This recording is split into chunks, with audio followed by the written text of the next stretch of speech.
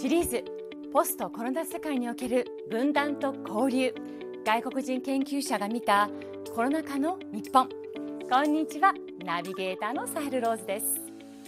このシリーズでは日本に関する研究を行う外国人研究者の皆様をゲストにお迎えいたしまして、コロナ禍という大きな変化の中で日本社会はどのようなことを学んでいくのか、またこの経験がどんな意味を持っていくのか、専門分野からのご意見伺っていきたいと思います。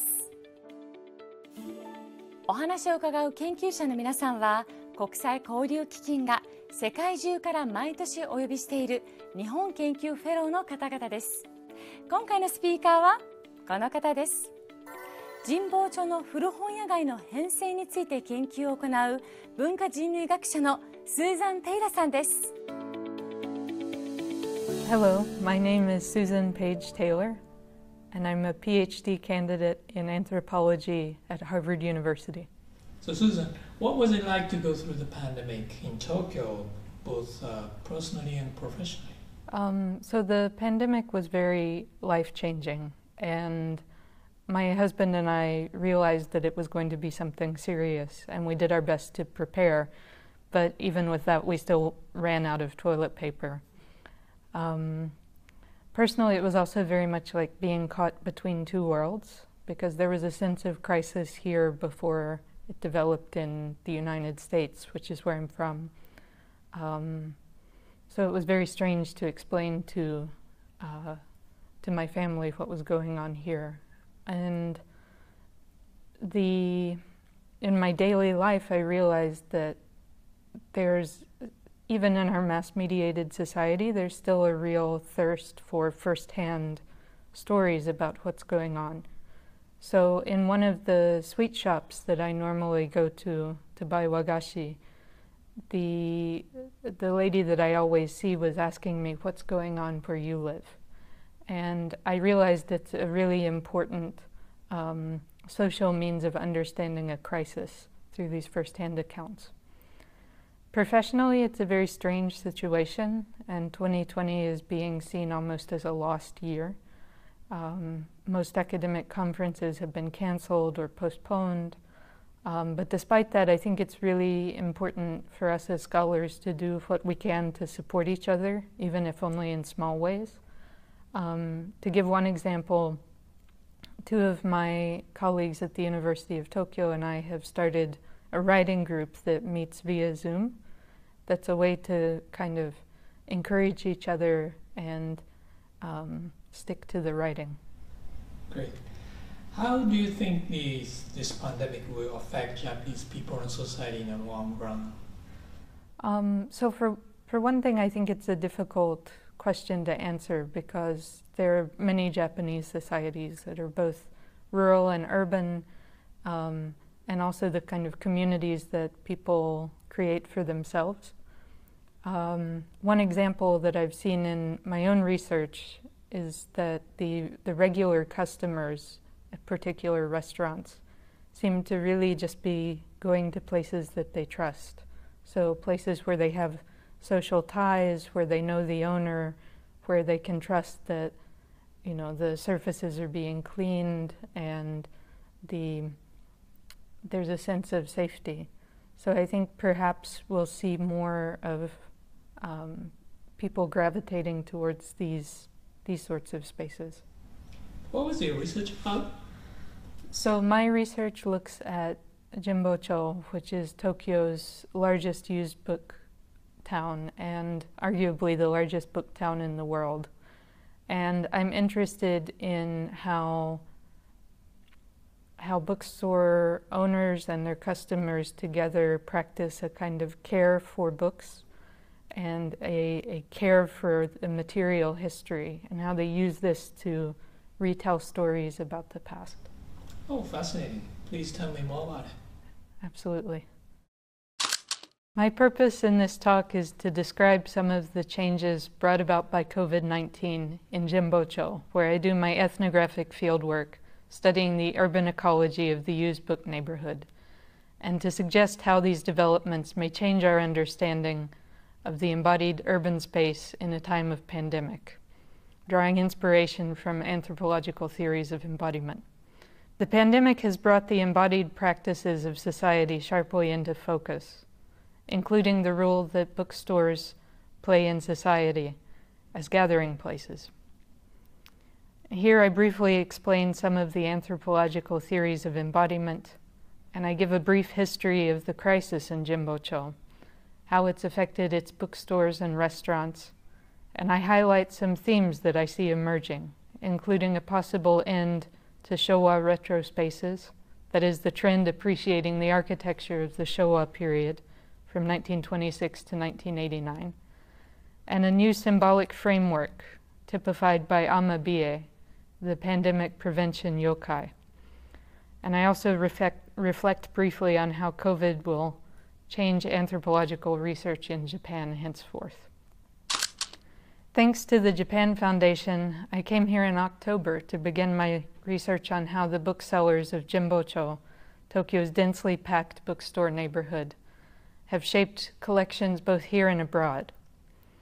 My research focuses on the curation of material texts of East Asia's past and how people use them to retell both Japanese history and other histories. And I do this by looking at one milieu where collections are built and broken. As a dense neighborhood where enormous numbers of books arrive, get sorted, and sold to customers, largely by hand, where people go to spend time, to stroll, to enjoy a nostalgic atmosphere, to sit in a cafe, to read or chat, I feared that the pandemic would spread like wildfire here. Jimbocho, with both new and used booksellers, publishers, middlemen, can be seen as a neighborhood that's devoted to legacy media, paper books. And though it's had a major online bookselling presence for nearly 25 years now. Despite a gradual shift towards online bookselling, the bookstores had a steady stream of browsers and customers. The Sokubaikai, or liquidation sales, which are held most Fridays and Saturdays, drew an enormous number of people shifting through old books in a basement sales floor. As a popular neighborhood in Tokyo, it also has an identity as a place with many famous curry shops, cafes, and restaurants, all typically crowded. A brief history of COVID-19 in Jimbocho. In the first week of February, a publisher and I shared concerns in passing about the Diamond Princess cruise ship. By mid-March, however, the virus was the main subject of conversation in my fieldwork, and it was clear that it would bring about a major public health crisis. The people I interviewed were keenly aware that Japanese society would change, and some even hoped that it would change for the better. One bookseller called on her Instagram account for a new understanding of society. In Jimbocho, most shops were open until April the 7th, when the emergency order was put into place, and remained closed through May the 31st. Almost all of the shutters of the bookstores were closed, and others had altered hours. But the ones that remained open were bustling. Walking down Yasukuni Street, shutter after shutter was closed, but some shutters were half open, and inside, proprietors and staff were hard at work, filling online orders or making renovations to their stores. The emergency order was lifted on May the 26th, and Iseido was among the first to reopen. That day I found an employee outside, in a mask, welcoming hesitant customers into the store, which on the one hand seemed like a sight from the past, but on the other hand it seemed surreal, like something out of a sci-fi story. By the first week of June, however, most Jimbocho booksellers had reopened cautiously, and society began coping with an atarashi nichijo, a new normal. Because of the crisis, I realized how deeply intertwined the neighborhood's identities as places to buy books, places to eat, and places to spend time really are. In this sense, it's still possible to speak of this neighborhood in terms of an urban ecology, reminiscent of that studied by the Chicago School of Sociology. And in this town, in Jimbocho, this is built on the trade in books and ways of spending time around books and other book people. While I feared for the bookstores, in fact, the first danger to the neighborhood came to other points in this ecology, namely restaurants and cafes. As Tokyo's people voluntarily sheltered in place, jishuku suru, it was as if the city was vacant. Walking through Jimbocho, many restaurants were open but completely empty. Despite the foreign media coverage on bars and restaurants being open during the pandemic, what I saw was woefully empty restaurants that were struggling to shift to a takeout order model. Thus, the first big impact of the COVID crisis was felt in Jimbocho with the closure of numerous restaurants, especially large chain restaurants located on Yasukuni Street. Despite this, one day I found a sight that had become unusual, almost unimaginable. People lined up to get into a curry shop. The restaurant, Kitchen Nankai, was closing that location due to the building's aging, and customers came to have one last meal there. The line, which formed for several days and lasted hours, seemed to shock the whole neighborhood. One bookseller said to me, "They're not even closing for good, but there people are waiting in a line that's not socially distanced." Kitchen Nankai will in fact reopen in a new location run by the son of the current proprietor, and they have a branch that remains open. But people lined up not only to eat an iconic dish one last time, but also to be in an iconic Showa retro space one last time with its famous 90-year-old master. This and the closure of the Yunosuke pub, which was a favorite pub, always crowded and used as the set for several films, led me to wonder if COVID might also signal the end of or reconfiguration of the Showa retro style, typified by places that are tightly packed by customers, where food is often shared from communal plates, and where one sits with strangers. These are all flagged as the government as mitsu, to be avoided. The Sanmitsu, or 3 C's in English, are the government's easy-to-remember public hygiene message about avoiding closed spaces, crowded places, and close contact settings. Crucially, this message seems to have pinpointed early on the contexts where COVID spreads most easily, and despite the jokes, the public has taken it seriously. It seems that despite the problems that have arisen, the basic public hygiene messaging in Tokyo has been consistent and probably life-saving. As Aldrich and Yoshida write, while the Japanese government responses have not been ideal, Japan seems to have avoided the devastating outcomes seen in other countries, largely because people voluntarily restricted their movements and avoided the 3 C's. Some restaurants have done extensive work to reconfigure their shops to make sure that customers can socially distance when they're there. Another famous curry shop in Jimbocho, Kyoe Sumatra Curry, now has transparent vinyl barriers at most tables, though they have a few that are still open for regular parties of 4.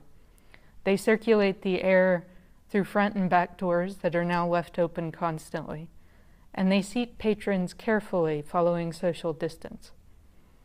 The bathroom now has 2 kinds of hand soaps, as well as alcohol, and there's hand sanitizer on every table. Now, rather than being packed shoulder to shoulder, most times when I go, I'm one of only a few customers, and we're all seated well over 2 meters apart. When I spoke to the master, he said, "We must remain careful and not become complacent." A survey of bookstore owners. due to Harvard University's limitations on in-person fieldwork, I launched a survey to understand booksellers' responses to the crisis. The results show partly what we would expect, that booksellers shortened their hours or temporarily closed, that they saw fewer in-person customers and more online person customers.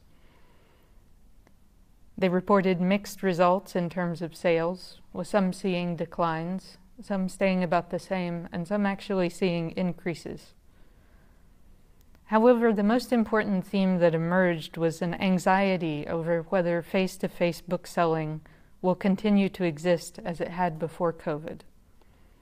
One respondent remarked, from fairly long ago, the used book industry has been selling online and through catalogs.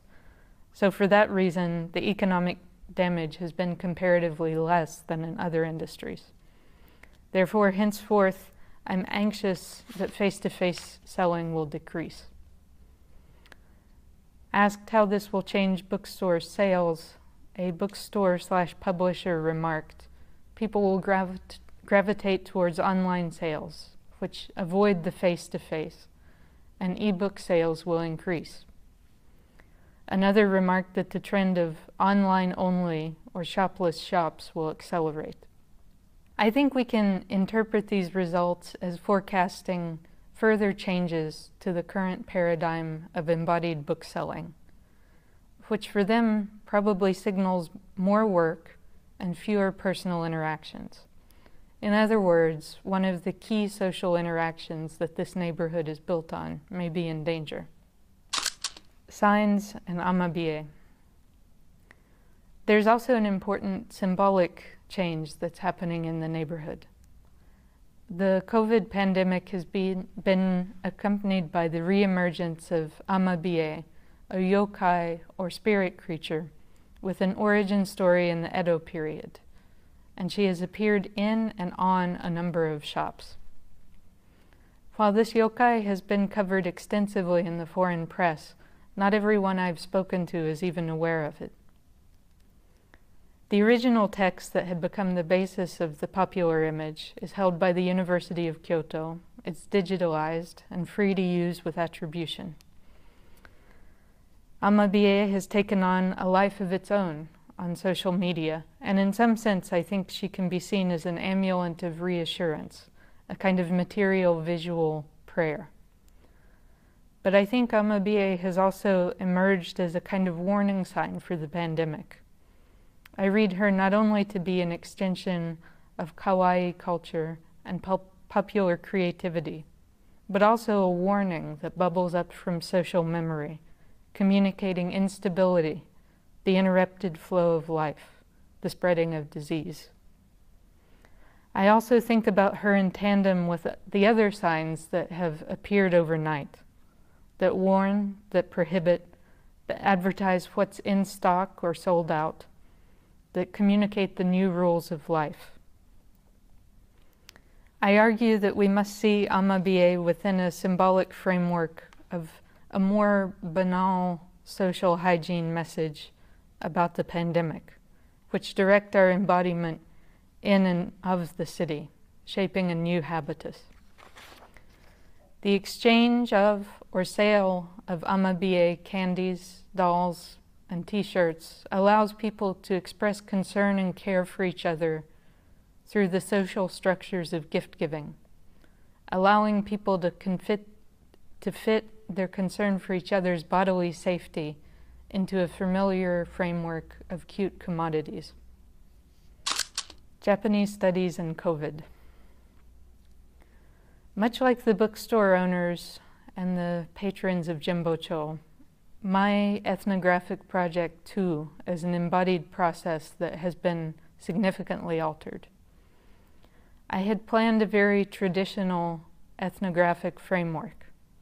Participant ethnography not only assumes that the fieldworker has a place to go to and to live in, but it assumes that there is a society there to go to, an activity there to participate in.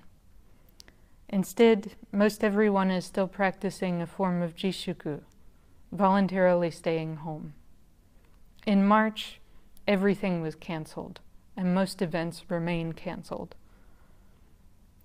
But the absence of expected events has left me with no less to observe.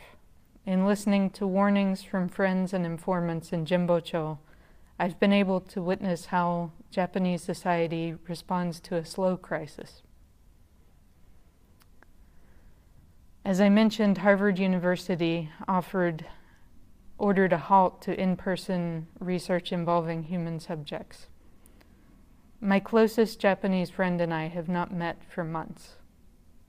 We usually shop together for books in Jimbocho and scrutinize each other's purchases over coffee. But his health is fragile, so he stays in. The pleasures of new, old books are out of bounds for now, off limits. Even my friends who are in good health are reluctant to go out, and so am I. Through these felt absences, I have realized that one of the main strengths of anthropological fieldwork is that it allows us to cultivate friendships, which I think is the backbone of cultural exchange and mutual understanding. I think surely, henceforth in Japanese studies, as well as other fields, there will be a turn towards online and more textual research methods. In conclusion, when thinking about the impact of COVID, we must differentiate between COVID disease and the multifaceted social crisis that's been brought about because of it. The economic toll has also been enormous. Many stores in Jimbocho and the rest of Tokyo had their hopes pinned on the business of tourists brought by the Tokyo Olympics and Paralympics, which are also postponed. In Jimbocho, which is a market that is partly digital and partly brick and mortar, partly paper and partly gastronomic, bodies mean business. They signal prosperity, that there's something there that's interesting or delicious. Yet it's also important to understand the silver linings of the COVID crisis.